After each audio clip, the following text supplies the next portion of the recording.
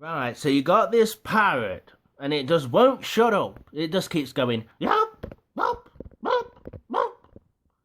So, the best thing to get it to be quiet, the only thing that worked was you gotta go and get your wooden spoon. Right, now you'll shut up, you bloody bastard. Come on.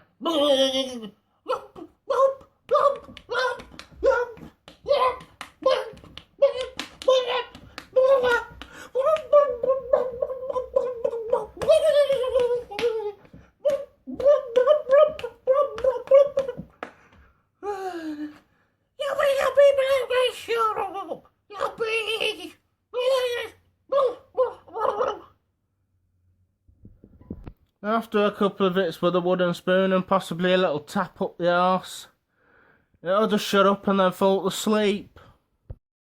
Then, once it's fell to sleep for a bit, it'll probably wake up and then it'll probably start again. So you know what you're gonna need?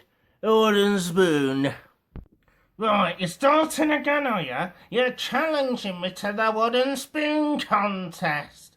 Right, whoop, whoop, whoop, whoop. Shut up, bloody shut. Whoop, whoop, whoop, whoop, whoop. Whoop, whoop, whoop, whoop. Whoop, whoop, whoop, whoop.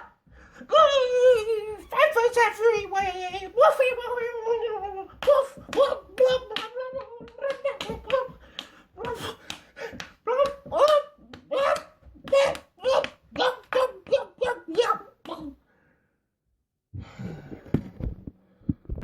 Then once you made it dance a bit and then wore it out with a wooden spoon, all peaceful and quiet again.